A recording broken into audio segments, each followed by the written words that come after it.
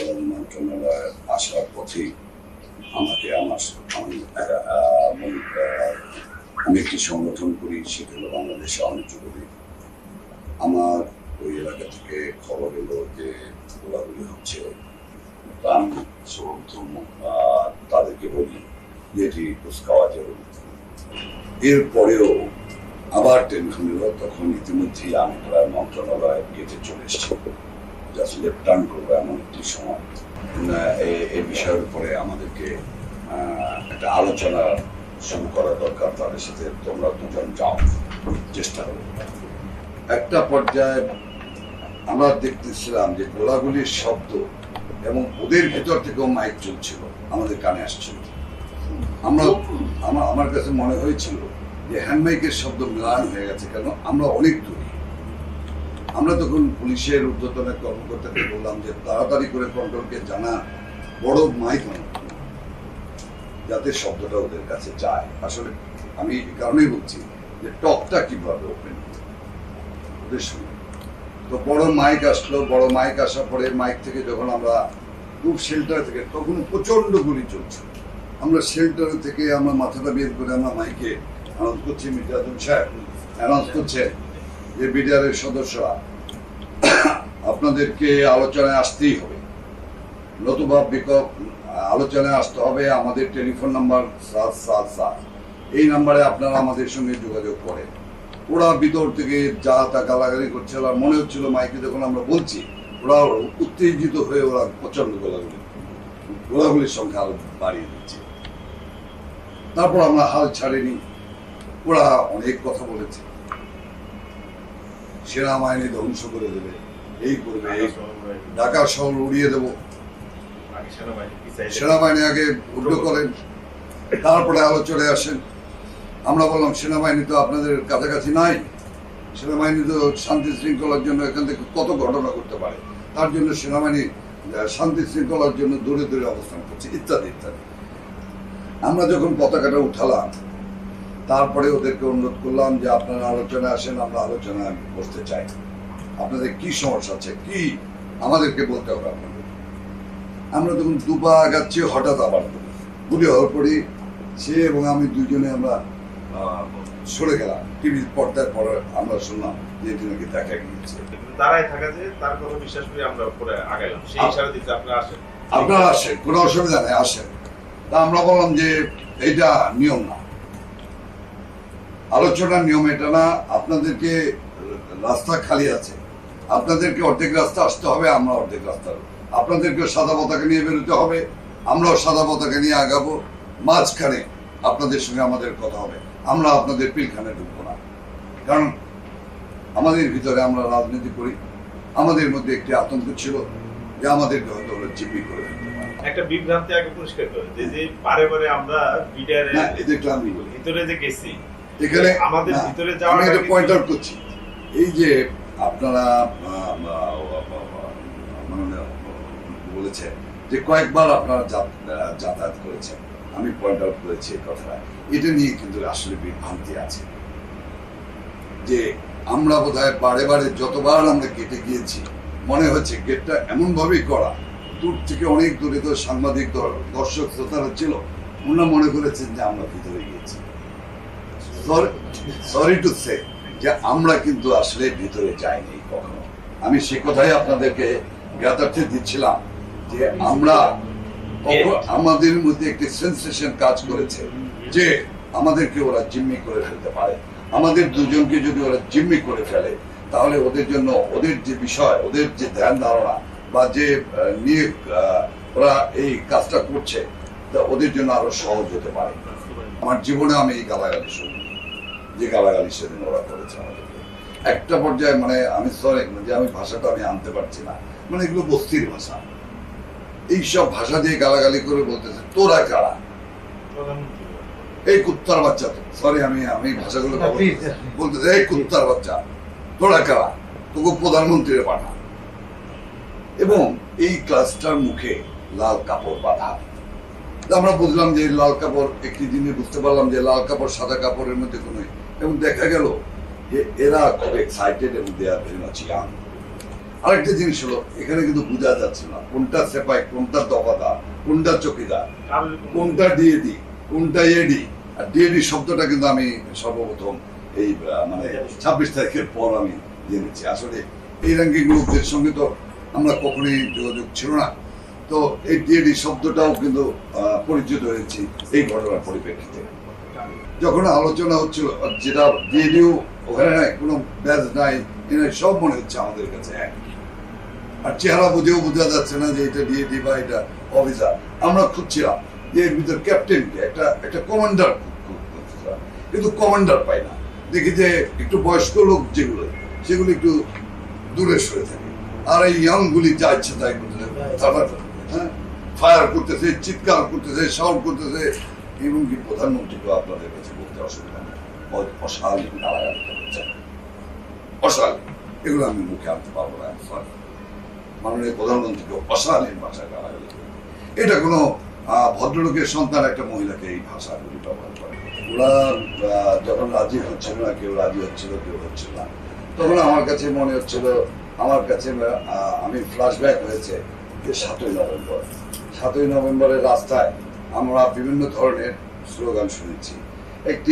একটি বহর যাচ্ছে কর্নেল তাহেরের পক্ষে স্লোগান দিয়ে, আর একটি বহর যাচ্ছে জিয়া সাহেবের পক্ষে স্লোগান দিয়ে। আমরা দেখেছি বিভিন্ন ধরনের bifurcation of the army, within the army. আমরা দেখছি যে এই বহর যাচ্ছে জিয়া জিয়া জিয়া জিয়া করে, আরেকজন যাচ্ছে কর্নেল তাহের, হ্যাঁ, এইভাবে। তো আমার কাছে মনে হচ্ছে যে ওই জায়গাটায় আসলে 2-3টা ধারা আছে। আমরা খুব সাহস পাচ্ছিলাম না। একটা পর্যায়ে তাদেরকে বললাম যে আপনাদেরকে গুলি বন্ধ করতে হবে, গোলাগুলি বন্ধ করতে হবে। তো তাই না, আলোচনায় যাওয়ার আগে আপনাদেরকে গোলাগুলি বন্ধ করতে হবে। ওরা বারবার দাবি করছিল প্রধানমন্ত্রীকে আসতে হবে আলোচনা, আমরা কেন যাবো? মানে তাদের যে হুঙ্কার গুলি এইভাবে না, কথাবার্তাগুলি যেভাবে বলছিল, মানে প্রধানমন্ত্রীকে আসতে আসতে আসতে হবে, আমরা কেন যাবো আলোচনা?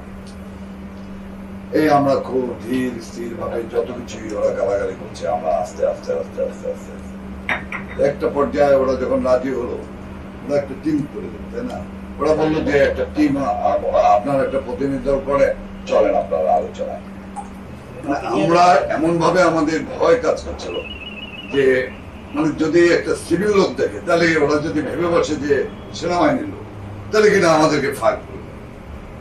এরকম ওদের মধ্যে একটা এন্টি সেনাবাহিনী, একটা আর্মি, একটা সেন্টিমেন্ট কাজ করতেছিল। আমরা ওটাকে প্রাধান্য দিয়ে পরিস্থিতি কুল ডাউন করার জন্য আমরা ওনাদেরকে ওই জায়গাটা নিয়ে, ওনারা আমাদেরকে একটা পর্যায় পর্যন্ত পৌঁছে দেওয়া, ওনারা আবার ব্যাক করেছে, বা ওই ফুটপাতে ওনারা বসেছেন। অনেকবার দেখেছি যে খালিদ মহসিন। এবং একটি বিষয় সেটি হলো যে ওরা প্রথম থেকে যখন আমরা আলোচনা করছিলাম, আমি ওই সময় ওদের দাবিগুলো আমি লিখছিলাম, তোমাদের দাবি কি, আপনাদের দাবি কি। ওরা যে বিষয়গুলি বলছিল সেটা হলো সকল শরীরে সাধারণত হবে, তদন্ত বা শাস্তিমূলক ব্যবস্থা গ্রহণ করা হবে না, সকল সেনাবাহিনীকে ফেরত দিতে হবে। সেনাবাহিনী বলতে কিন্তু ওরা বোঝাচ্ছে বিডিআরে ইন সার্ভিস যারা অন ডেপুটেশন, তাদেরকে সেনাবাহিনীতে ব্যাক করাতে হবে এবং বিডিআর এর নিজস্ব অফিসার দিতে হবে। 5, পুলিশের সুযোগ সুবিধা দিতে হবে। 6, জাতিসংঘ মিশনে তাদের যাওয়ার ব্যবস্থা করতে হবে, লাইক আর্মি অ্যান্ড পুলিশ। 100% ভাগ পারিবারিক রেশন ব্যবস্থা করতে হবে। তা আমরা এই জায়গাটা এসে আমি বললাম যে কি বলতেছেন, এটা তো গতকাল প্রধানমন্ত্রী দিয়ে গেছে, প্রধানমন্ত্রী তো এটা ঘোষণা দিয়েছে, আবার এ দাবি কেন আনতেছেন আপনারা? এটা তো বলেই দিয়ে গেছে। সকল বাহিনীর ন্যায় বেতন ও সুযোগ সুবিধা দিতে হবে। সীমান্তে কি, এটা আমি বুঝতে পারলাম না। সীমান্ত কি বলে এটাকে, ইন্ডিয়াস না কি জানি বলে, টার্মটা বুঝতে পারিনি। যেখানে ওই একটা কিছু লেখা রাখছি যে সীমান্ত ভাতা কি, ইন্ডিয়াস নাকি ওই অফিসিয়াল টার্মসটা। আরেকটা হলো সীমান্ত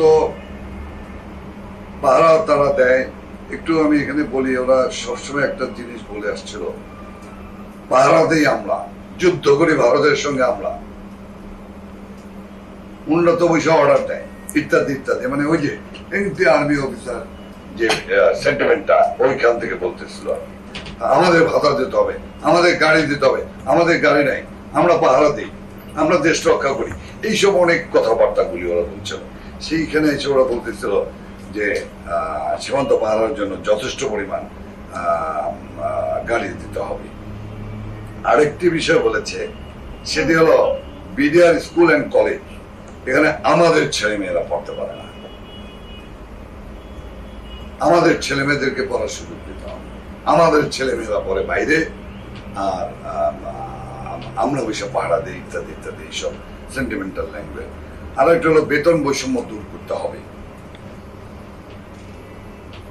এই বিষয়গুলি মূলত ওরা বলছিলেন, বা ওরা বলছিল বারবার, এই দাবিগুলো নিয়ে আসছিল বারবার, এই কথাগুলো।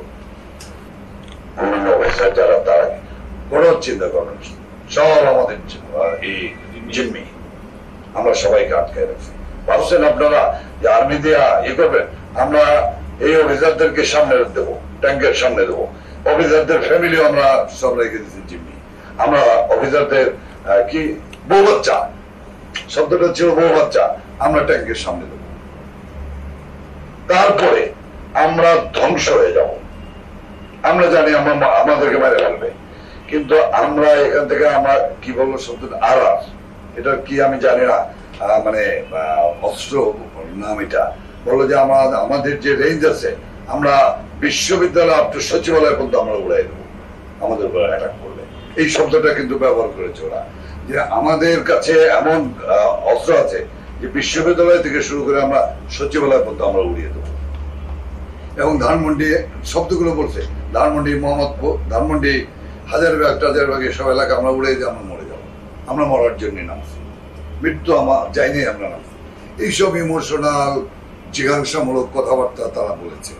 তো আমরা ওখানে গিয়ে একটু একটু দেখে দেখেছি। একটা পর্যায়ে দেখলাম যে আলোচনার পরে একজনকে ডাকলেন, ডেকে কথা বলছেন, এবং আমি খুব কাছেই ছিলাম, আমি ওভার হিয়ার করতেছিলাম যে উনি জিজ্ঞাসা করতেছেন যে আমরা তো আপনি বলি, উনি তো আর আপনি বলছেন না ওদেরকে, আমি ওভার হিয়ার করছিলাম, ওকে তুমি তুমি বলতেছেন যে এই কি অবস্থা। তিন সার্ভিস চিফ কি ভিতরে ছিলেন প্রাইম মিনিস্টারের সাথে? হ্যাঁ, বেশ কিছু করছিলেন আলোচনার সময়। আমি যে আপনার দাবি মানবো, কারণ আমার ডিজি যে বেঁচে আছে, আমাকে তার সাথে কথা বললে তখন আমি আমার ডিজি কনফার্ম করবে যে সব অফিসার এই ধরনের কথা অনেক সময় বলা হয়েছে। তখন বলছে যে আমরা তো গেটের দায়িত্বে ছিলাম, ভিতরের অ্যাকুরেট খবর জানি না, তখন আবার কথা চেঞ্জ করছে। ভিতরে অবস্থা কি বারবার প্রধানমন্ত্রী বলেছে, আমাদের সবারই পরিচিত বা আত্মীয় স্বজন তো বিডিআর এর সৈনিকও আছে, যারা কিন্তু বাড়িতে খবর দিয়ে দিছে, আমাকে সরাসরি না দিলে আমার তার দেশের বাড়িতে ভাইকে জানিয়ে দিচ্ছে যে এরকম ডিজি সহ 50 জন অফিসার মেরে দিচ্ছে। এবং একটা পর্যায়ে ওরা এত ওই যে একটা মানে খালি পায়ে একটা ছেলে, আর একটা ছেলে ছিল বাড়ি, একটা পর্যায়ে এত বেয়াদবি করলো যে আমি আসলে জিজ্ঞাসা করছি যে তোমার আপনার বাড়ি কোথায়, আপনি ঢুকলেন কোনিয়ারে, বিডিআরে ঢুকছেন কোনিয়ারে, তো বললো কোনিয়ারের জন্য 2 সনে কালো মতো বেটে গাইডা গুইডা, ওর চেহারাটা দেখে মনে হচ্ছিল যে একটা মানে একটা আসছেই ও যুদ্ধ করার জন্য, সে প্রধানমন্ত্রী ও গার্জায় মানে ভিতরে ঢোকার আগে এদের ডিটেইলসটা নেওয়া হয়নি যে না, তখন সেটা আমাদের মধ্যে কাজ করে না। হ্যাঁ, এটা আমাদের মধ্যে কাজ করে না। 3 অথবা 4 এই মুহূর্তে আমার মেমোরিতে কাজ করে, 3 অথবা 4 জন ছিলেন ভিতরে দাঁড়ানো। তারা কিন্তু যতই বলছে ওরা সবাই চলে গেছে, কিন্তু ওরা ধারায় দাঁড়িয়েছিল। আমরা বলছি যে সেনাবাহিনীর লোক ঢুকবে, মাননীয় প্রধানমন্ত্রীর তরফ থেকে বলা হচ্ছে সেনাবাহিনীর লোক যাবে, তাদের কাছে সারেন্ডার করবে এবং পুলিশে আইজিবি সাহেবের সঙ্গে থাকবেন। কিন্তু ওরা এটা মানতে রাজি না। ওদের কথা ছিল যে না, আর্মি, এই যে আমি যেটা গোড়া থেকে শুরু থেকে আপনাদেরকে বলছিলাম যে একটা বিষয় প্রাধান্য দিচ্ছিলাম যে এনটি আর্মি একটা মানে ওদের ভিতরে একটা ব্যাপার ছিল সবসময়। ওরা পট করে প্রস্তাব দিয়ে বসলো যে পুলিশের কাছে আমরা সারেন্ডার করবো, কিন্তু আর্মির কাছে আমরা সারেন্ডার করবো না। ওইখানে আলোচনা হচ্ছে। তারপরে এই কাজটা অস্ত্রটা কে দায়িত্ব নিয়ে একখানে করবে, তখন ওদের মধ্যে কথা হলো যে স্যার আছে, স্যারকে উনি ডিএডি স্যার, এই তখন বোঝা গেল ডিএডি র্যাঙ্ক কি, আপাও জিজ্ঞেস করছে ডিএডি সে কি, পরে বলতে সিপাহী থেকে অফিসার। সে বিএডি এবং সে হলো ওই জায়গার যে ওর মধ্যে বুঝলাম যে সিপাহী থেকে অফিসার 2-3 জন, এমনি 2-3 জনের মধ্যে আবার তৌহিদ যে সে হলো সিনিয়র। ডিসিশন হলো সে করে বললো যে আপনি পারবেন, ঠিক আছে। ওরা যদি, সে আবার সবসময় দেখতাম সব সিপাহীদের উপরেই দায়িত্ব, ওরা যদি করে দেয় তাহলে আমরা।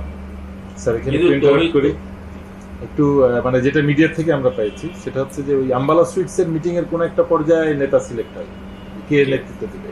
তৌহিদ। তৌহিদ এটা আর মানে এটা আবার ওই তো নেগোসিয়েশনে যাওয়ার আগে কোনটাই মানে ডিসিশন যা হইছে 14 টিমের যাওয়ার আগে তো ডিসিশন যা হইছে সব গেছে, ডিসিশন নেওয়ার পরে ভিতরে ঢুকছে ডিসিশন বন্ধ। আরেকটি ওইটা আমি বলতেছি যে প্রথম যখন আম্বালা সুইটসে কথা হচ্ছিল যে 14 দলে বা একটা সংখ্যক টিম যাবে, মাননীয় তখন কোনো নেতা নাই, তখন তৌহিদকে আর কি এগুলো কোনো নাম আমরা জানি না। আরেকটি তখন বিষয় কিন্তু সিলেক্ট হয়েছিল যে এই দলের নেতৃত্ব দিবে দিয়ে দিতে। আমরা আরেকটি বিষয় একটু পিনপয়েন্ট করতে তখন চাই। কোনো নির্দিষ্ট নেতা হিসেবে কেউ আসে নাই, কোনো নির্দিষ্ট নেতা নেই, সবাই নেতা। বিভিন্ন মিডিয়া হয়তো দেখেছেন যে আমার খুব ঘনিষ্ঠ কে বন্ধু সিনিয়র কে তৌহিদ ছিল আমরা মধ্যে হলো তাও তৌহিদ। এই বিষয়টা ছিল হলো যে তৌহিদের সঙ্গে কিন্তু আমাদের এই মাননীয় এই জায়গায় এসে তৌহিদ উনি এবং ওনার বাড়ি যে ঝালকাঠি এটাও কিন্তু তখন মধ্যে জানতাম না আমরা। তো এর পরে গিয়ে তৌহিদকে আমরা যখন প্রধানমন্ত্রী কার্যালয় থেকে বেরিয়ে যাচ্ছিলাম তখন ওর হাতে একটা মোবাইল দেখছিলাম, তৌহিদের কাছে। তখনও আমরা কিন্তু জানি না যে ও তৌহিদ। তো আমরা বললাম যে আপনার মোবাইল নাম্বারটা, আপনার হাতে তো মোবাইল আছে, আপনার সঙ্গে তো এরপরে আমাদের বাইরে থেকে যোগাযোগ করতে হবে, একটা আপনার মোবাইল নাম্বারটা দিতে কি কোনো অসুবিধা আছে? বলো যে না। তখন এই আমরা নাম্বারটা পাই। তৌহিদ হিসেবে তৌহিদের সঙ্গে এর আগেও কথা হয়েছে কিনা জানি না, আমরা বিডিআর এর আগে কথা হয়ে থাকলে তৌহিদের সঙ্গে কথা হয়নি, মানে ওই ঘটনার পর থেকে। ঘটনার আগে তৌহিদের সঙ্গে আমার সঙ্গে আমি আপনাদের সামনে মানে কি বলবো আর কি, একদম শপথ করে আমি বলতে পারি আমার সঙ্গে না, এটা একটা ইয়ে হয়েছে, ওর সঙ্গে আমার ফার্স্ট যোগাযোগ হয়েছে এই প্রধানমন্ত্রী কার্যালয় থেকে বের হওয়ার পর। স্যার আরেকটা, সেটা for surrender, not for anything, সারেন্ডারের জন্য। নাম্বার 1 ওই সারেন্ডার করার জন্য দায়িত্ব নিয়ে গেছে, ও দায়িত্ব নিয়ে গেল, মানে যে কয়জন প্রথম 14-15 জন আসলে টিমের মধ্যে সেই এই আনুষ্ঠানিকতাটা সে করার দায়িত্ব নিয়েছে। এত বড় একটা নেগোসিয়েশন হলো, ডিজি এবং অফিসার বা ফ্যামিলিদের বেরিয়ে আসার ব্যাপারে কোনো আপনার স্টেটমেন্ট তো ছিল না শিওর বা না, বলছি যে আপনার মানে এটা নেগোসিয়েশন ডিলের মধ্যে এটা হলো না কেন যে ঠিক আছে তোমরা এটা রাখো, এটা ছাড়ো, অস্ত্র দাও, এই কন্ডিশনস টার্মস এন্ড কন্ডিশনস জিম্মি সবাইকে ছেড়ে দিবে না, তাহলে তো কেউ যাবে নিয়ে আসবে বা ডিজির সাথে কথা হবে, আচ্ছা ঠিক আছে সাধারণ ক্ষমা হবে, কিন্তু তার আগে আমি ডিজির সাথে কথা বলে কিন্তু সেই পরিপ্রেক্ষিতে কিন্তু ওনারা ঢুকলেন মাননীয় স্বরাষ্ট্রমন্ত্রী মহোদয়। না ওইটা বলতেছি যখন সাধারণ ক্ষমা ঘোষণার আগে লাস্ট একটা কন্ডিশন হওয়া উচিত ছিল যে আমি ডিজি যেহেতু আটকাছে বলতেছো, সুতরাং তোমাদের কাউকে পাঠাও, ডিজির সাথে আমি কথা বলে নিশ্চিত হতে চাই। মানে তখন কিন্তু অলরেডি দেশের 16 কোটি মানুষ কোনো না কোনো ভাবে আন্দাজ করে ফেলছে যে ডিজি মারা গেছে। 4টার সময় মিনিস্টার অফিসে যখন আলাপ হয়, তা এই আলাপের মধ্যে ডিজির মৃত্যুর বিষয়টা আসলো না কি করে, বা অল ইন্টেলিজেন্স সোর্সেস মিস করলো কি করে, যে আপনার কোনো প্রেস ব্রিফিং এও এটা আসলো না? সরি আসছে, আমি এই যে বিষয়টা আমার কাছে আপনার প্রেস ব্রিফিং এ এসেছে, শুধু জিম্মির ব্যাপার আসছে, বা ডিজি বা তার অন্যান্য অফিসারদের রিলিজের ব্যাপারে যারা আটক আছেন তাদেরকে পার্টিকুলার ডিজি কথা বলা হয়নি স্যার। আমার কথাই নাই, কিন্তু বলা ছিল যাদেরকে জিম্মি করছে, but it was A casual কথা, নট না যে অফিসার ওকে ডিজি এবং অফিসাররা ফেরত আসবে অথবা 10 জন থাকবে বাকিরা। কিন্তু ওই DG being the main centre focal point of BDR, আমাদের কিন্তু প্রথমে আসলে ডিজি আছে কিনা এই জিনিসটা কিন্তু কোথাও কোনো প্রেস ব্রিফিং এ কোথাও, মানে সাধারণ ক্ষমার আগে তো এই কন্ডিশন হতে হবে, যেটা হত্যাকারী তো সাধারণ ক্ষমা পেতে পারে। অল এরকম কিন্তু আলোচনা হয়েছে, কিন্তু পার্টিকুলারলি ডিজি বলানের শুধু ওখানে বলা ছিল যে যে সকল মহিলা, শিশু এবং অফিসাররা যারা জিম্মি, এই শব্দটা বলা হচ্ছে। আপনি বলেছেন যে সমস্ত মহিলা, শিশু, but you never talked about office DG এবং অন্যান্য অফিসার। ডিজি মেইন হোস্টেজ বাদ পড়ে গেল, পার্টিকুলার ডিজি নামটা ওই জায়গাটায় না আমার ইয়েছে, মানে আমার একটা বা আমাদের তো আমরা অনেকেরই কিন্তু কনফিউশন এটা স্যার, আমাদের দুর্বলতা, আমাদের লিমিটেশনটা বুঝতে হবে। আমরাও কিন্তু সিভিল না, কিন্তু এই যে মিডিয়াতে বা যেখানেই হোক প্রথমেই কিন্তু সব জায়গায় লেখা আছে ডিজি সহ অন্যান্য অফিসার মারা গেছে, প্রথমে কিন্তু এই কথা লেখা আছে, তাই সবারই স্ট্রাইক করছে ডিজি। তো ওইখানে নেগোসিয়েশনে ফার্স্টই কথা আসার কথা কিন্তু ডিজির কথা। অন্য অফিসে কি আছে কিন্তু আমরা কেউ জানি, but DG is there. General শাকিলকে সবাই চিনেছেন। ফ্যামিলি বলতে ডিজির পরিবার এবং বাকিদের আসার কথা। ইনফ্যাক্ট যেটা আমরা কিন্তু ওখানে ডিজি সবসময় ওরা কিন্তু ওদেরকে জিজ্ঞাসা করায়, ওরা সবসময় বলে গেছে না, বাট আমি বলছি নেগোসিয়েশন সাধারণ ক্ষমার আগের কন্ডিশনটা হওয়া উচিত ছিল যে আমরা ডিজির সাথে অ্যাটলিস্ট কথা বলবো, তারপরে সাধারণ ক্ষমাটা ঘোষণা করবো। মানে এটা কিন্তু মানে সবার মনে এই প্রশ্ন যে মেইন হোস্টেসটার ব্যাপারে কোনো সিদ্ধান্ত ছাড়া সাধারণ ক্ষমা আসলো। আমরা ওখানে যাবার পরে কিন্তু একটি শব্দ ব্যবহার করি, একটা শব্দ আমরা ওই আলোচনায় আর ব্যাপার হচ্ছে ওই সময় বিষয়টি হয়ে গেল 3 বাহিনী প্রধান আর মানুষ সাধারণ ক্ষমা। এই সাধারণ ক্ষমাটা এটা ওই সময় ঘোষণা দেওয়াটা এটা আসলে টেকনিক হিসেবে আসলে ইউজ করা হয়েছে না, তা হলো সাধারণ ক্ষমার অল্টারনেটিভ যেটা ছিল দাবি যে সরকার তাহলে কি নিল, তা সরকার তো সব ওদের সঙ্গে কথা যা হয়েছে অস্ত্র সমর্পণ করবে, জিম্মি না, যারা আছে এখানে সবাইকে স্যার আপনার বেয়াদবি না করলে মনে করলে স্যার একটু কথা বলতে চাই। সত্যিকার অর্থে কিন্তু তারা তাদের সমস্ত দাবি দেওয়া নিয়ে গেছে, সরকার কিছু নিতে পারে না, কেন তারা ডিএটির কাছে অস্ত্র দিবে। এটা মানে যে কেউ ইয়ে করবে যে তারাই তাদের কাছে অস্ত্র রাখতেছে, যার নেতৃত্বে তারা কাজ এই করবে। বিষয়গুলো আছে সিদ্ধান্ত যখন হয়েছে প্রাইম মিনিস্টার বুঝতে পারছি, মিলে বুঝতে সিদ্ধান্ত পারছি, নিয়েছে। বুঝতে এই ব্যাপারে তো আমরা বুঝতে পারছি, আপনারা শুধু ক্যারি আউট করছেন। গেট পর্যন্ত তারা তাদের আইনে দিছি, এনে দেওয়ার পর মূল থেকে- যেটা সবার প্রশ্ন স্যার, এনে দেওয়ার পর থেকে প্রাইম মিনিস্টার প্লাস 3 বাহিনী প্রধান তাদের সঙ্গে আলাপ আলোচনা করে ডিসিশন বুঝতে শুরু পারছি, হয়েছে। বুঝতে আর পারছি। আমরা আবার এই ডিসিশন যেটা হইছে এটার এক্সিকিউশনের জন্য আমরা আবার গেলাম সন্ধ্যার সময়, তখন কিন্তু আমাদের টিম বড়। মানে আমরা ওই এনভায়রনমেন্টে তো আমি নিজেকে কল্পনা করতে পারবো না। আপনারা শুরু থেকে ছিলেন, আপনারা সব ভালো জানেন। অফিস থেকে যখন আমরা আমার আবার প্রশ্ন, গেলাম স্যার। তখন কিন্তু টিম আমাদের বড় হলো। আগে তো ছিলাম 2 জন। না, বাট আমার যেটা প্রশ্ন যে মানে তখন যেহেতু মিডিয়ার মাধ্যমে সবাই জেনে গেছে যে ডিজি মারা গেছে, তো এই জিনিসটা কনফার্ম না করে মানে এই নেগোসিয়েশনটা কি করে? এখন ওদের সঙ্গে অথবা মেনে নেওয়া হয়েছিল যে ঠিক আছে ডিজি মারছে, যতবার কথা হয়েছে তো আর আসলে আজকের এই স্বাভাবিক পরিস্থিতিতে আমরা ওইটা কল্পনা করা যাবে কত না। কিছু কল্পনা করে ভাবতেছি। আর ওই সময় যে পরিস্থিতি অনুযায়ী যে ডিজি আছে না মারা গেছে, এই যে একজন বলতেছে যে তারা জিম্মি আছে, একটু শুনে না, but এটা ওই নেগোসিয়েশনের ফাইনাল হবে যে ঠিক আছে আমি ডিজির সাথে কথা বলবো, তারপরে আমরা ঘোষণা দেব। আমি এরপরে নেগোসিয়েশন হলো, তারা ভিতরে গেল, যাওয়ার কতক্ষণ পরে ফুর্তি গুলি করবে, ফোন করলাম যে তারা সব খুশি। কতক্ষণ পরে আবার ফোন করছি, কই যে কেউ মানতেছে না। কি মানতেছে না? কই আর্মি উইথড্র করা লাগবে, এগুলো সব দাবি যখন পূরণ হবো তারপরে ফয়সালা। আবার এই কথাবার্তা শুরু হয়ে গেল, আবার রাত্রেবেলা আবার সিটিং। পরে কি কারা মানতেছে না? মানতেছে না কারা? যে টিম আছে মানতেছে না, ঠিক আছে তাদের নিয়ে আসলে আমরা কথা বলি। আবার টিম নিয়ে আসলো একটা 20-22 জনের, দেখি শুধু ডিএজি আর ওই যে সিনিয়র যে 2-3টা, এই 3টে হলো আগের টিমের, আর যেটা আছে সবগুলো নতুন। ওই ফেজের সাথে কিন্তু সারা বা কামরুল ভাই আমরা আবার সবাই আমাদের ফজলুল তাপস আমরা সবাই কিন্তু ওই টিমের সাথে বসে এই জায়গায় একটা কথা তাদের সারা আসলে ইনফ্যাক্ট পলিটিক্যাল অর্গানাইজার হিসাবে আমাদের কিন্তু তখন এই বিষয়গুলি, এই কথাগুলি যখন বারবার বলতেছিল ওরা সাউন্ড করে, তখন আমাদের এই জিনিসগুলি যে তাহলে দেশ কোথায় যাচ্ছে, এই জিনিসগুলিকে আমাদের মাথায় সবসময় দানা বাঁধতেছিল যে তাহলে কোথায় যাচ্ছি আমরা, কোথায় যাচ্ছে দেশ। একটা জিনিস সবসময় আমার কাছে একটা প্রশ্ন খুব উকি ঝুঁকি মারছে যে তাহলে ওরা ডিসিশন নিয়ে যাচ্ছে। তারপরে একটা পর্যায়ে আমি কিন্তু যেহেতু I was UTC, I was BNCC, আমি কোম্পানি বা বিক্রির এইসব সম্পর্কে আমার একটু ধারণা আছে।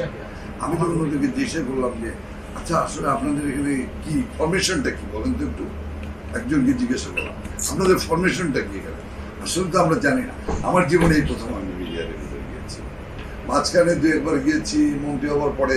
ওই যেহেতু আমি মোহাম্মদপুরে থাকি, এদিকে জ্যাম হয় তাড়াতাড়ি সচিবালয়ে আসার জন্য ভিতর থেকে বাট রাস্তাটা ইউজ করার জন্য আমার কাছে মনে হচ্ছে যে তারা ভিতরে যায় গিয়ে ডিসিশনটা এক্সিকিউট করতে পারে না, আর পারে না।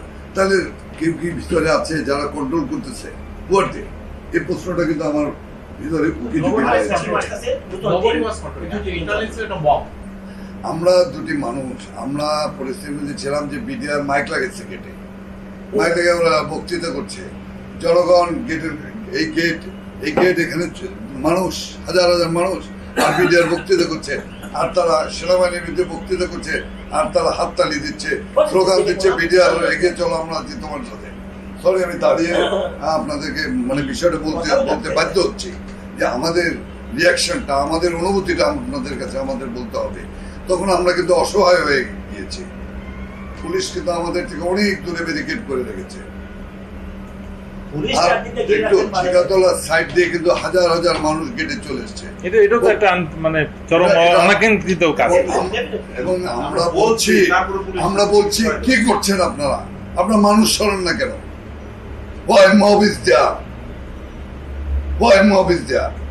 সরি ফর মাই ল্যাঙ্গুয়েজ, আমার গলাটা বসে গেছে, কথা বলতে গিয়ে অনেক একটু হাই টোন হয়ে যাচ্ছে। তো এমন একটি অবস্থায় কিন্তু আমরা ছিলাম। এই মুক্তি সরানোর দায়িত্ব কি আমাদের ছিল? অবশ্যই না, অবশ্যই না। We are the political one. অবশ্যই আমাদের লিমিটেশন আছে। আমাকে যদি বলেন যে এখন এই 0 পয়েন্ট থেকে মিছিল বের করতে হবে, দ্যাট উই ক্যান। আরেকটা প্লিজ, সেটা হলো যে এই যে মিছিলগুলি হচ্ছিল, এই মিছিলটা কারা করেছে এবং ওখানে কেন মানে মবকে ব্যারিকেডেড করা হলো না? বিডিআরকে কেন ইন্সপায়ার করা হলো? হাততালি দিয়ে, করতালি দিয়ে, স্লোগান দিয়ে, বক্তৃতা দিয়ে।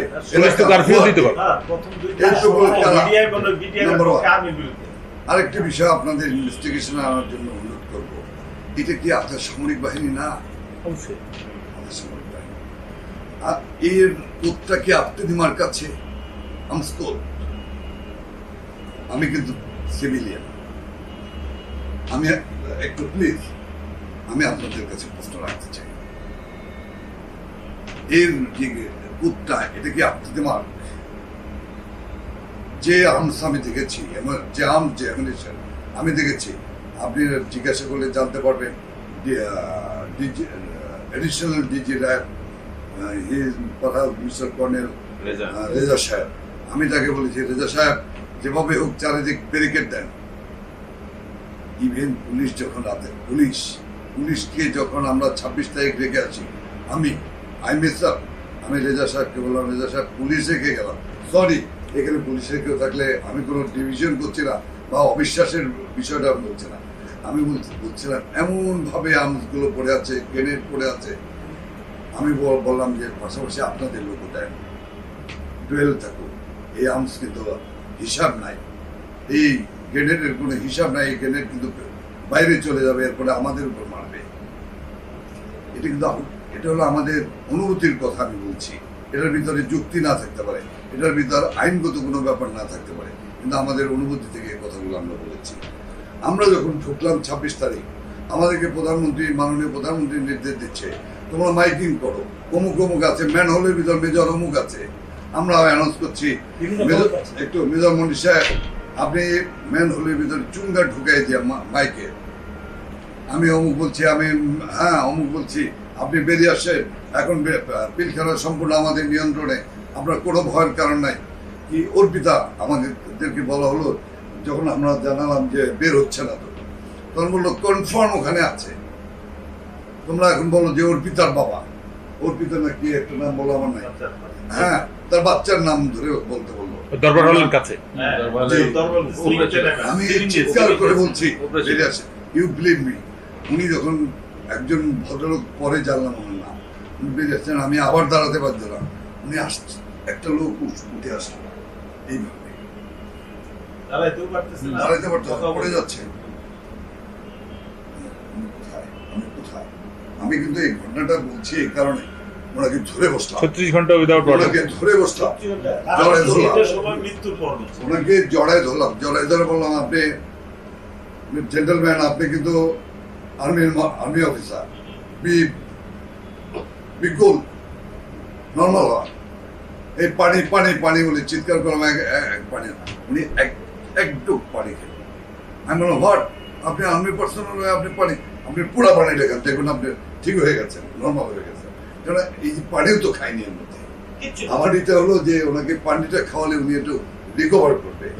তো পানি খাওয়ার পরে বললো যে আমি কোথায় যাবো কি, উনি তো বললো না, মেজর মনি, উনি বলতেছেন আচ্ছা আমি বলেন তো আমি যাবো কিভাবে, আমার কাছে তো কোনো টাকা নাই, আমাকে কি আপনারা 100টা টাকা দিতে পারবেন? সরি যে আমাকে ইমোশনাল কথা বলতে হচ্ছে, আমার পকেটে টাকা ছিল, আমি বের করে ওনাকে 1000 টাকা দিলাম, নিতে চাইলেন না, আমি পকেটে ঢুকাই দিলাম, ইন দিস টাইম এমপি রহমতুল্লাহ। রহমতুল্লাহ সাহেবকে ডাকলাম, হ্যাঁ রহমতুল্লাহ ভাই এদিকে আসেন। আপনার থাকা দরকার নেই। আপনার এখানে থাকার দরকার নেই, আপনি এক্ষুনি ওনাকে নিয়ে ভাই, ওনার আপনি বাড়িতে পাঠান। পৌঁছে দেবেন। আপনাকে গাড়ি আছে না? বলে হ্যাঁ আছে। আমি বললাম যে আপনি ভাই উঠেন, আমি আর আজম বললাম আপনি উঠেন। না, আপনি যখন কাউকে বলবেন একে ধরো, তখন তার নামে 5টা রিপোর্ট লেখা হবে। আমাদের পিছনে যে ইন্টেলিজেন্স দেওয়া হয়, যে ইন্টেলিজেন্স কাজ করে, আপনি জিজ্ঞাসা করেন এখন যে জাহাঙ্গীর কবির নানক কোথায় আছে, আজকে সকালে কোথায় কোথায় গেছিল, গতকাল ঢাকা ক্লাবে গেছিল কিনা, না গুলশান ক্লাবে গেছিল, কতক্ষণ ছিল, কার কার সঙ্গে কথা বলেছে, পারবেন না। এই যে স্যার, আপনি এটা তো- ঠিক বলেছেন। স্যার, এটা কি ইন্টেলিজেন্স? স্যার, এটা তো শুধু পলিটিক্যাল না, লিডার but আপনারা কথা বলছেন না। স্যার, এটা স্যার, তো- এগুলো একটু বলেন স্যার, আমরা চাই স্যার। না স্যার, এটা তো আপনারা অনেক হাই লেভেলে আছেন স্যার। এটা আমাদের লেভেলেও কিন্তু এই জিনিসটা আপনাদেরকে করা একটা হয়। কথা বলতে পারি, অফ দি রেকর্ড কথা, স্যার। এগুলো আমরা বলবো, মরে গেল বলবো, চিৎকার করে বলবো। যত দ্রুত বলবেন তত ভালো, নাহলে কিন্তু স্যার আবার দুর্ঘটনা ঘটবে। এটা স্যার আমি আমার তরফ থেকে কিন্তু বলতেছি, and না, will be first এটা- target এটা and কি you will be বন্ধ next. করার কারো দায়িত্ব নেই। এই যে 26 তারিখ থেকে 27 তারিখ থেকে শুরু হলো, 26 তারিখ যে SMS গুলো গেল সমস্ত জায়গায়, এগুলো কি আপনারা জানেন না যে বিশেষ SMS গেছে সব ক্যান্টনমেন্টে? আমাদের তো ভাইরা 25 তারিখে আমরা তো পাকিস্তান থেকে আসিনি, 25 তারিখ থেকে ইউরোপ শুরু হয়েছে। থেকে আসিনি, 25 তারিখ। আমাদের তো ভাইরা যারা আছে, 21 তারিখে তারা বলতেছে এগুলার নিয়ে তোমরা কেন কথা বলো? এগুলো স্যার আমরা তো মিলিটারিতে এই SMS কারা করেছে, এই নাম্বার কারা জানে? গত পরশুদিন এটা তো এই নাম্বারটা কিন্তু একটা বিশেষ ব্যাপার আমরা আছে। মিলিটারিতে স্যার এক্সারসাইজ করি না স্যার, আমাদের প্ল্যান থাকে ওই সময় ওইটা যাবে, ওই সময় ওইটা যাবে, জাস্ট লাইক দ্যাট যাচ্ছে স্যার। Why? What they? আপনারা একটি তদন্ত করলে বের করে ফেলতে পারবেন যে কত সুন্দর প্রচারণা চলেছে।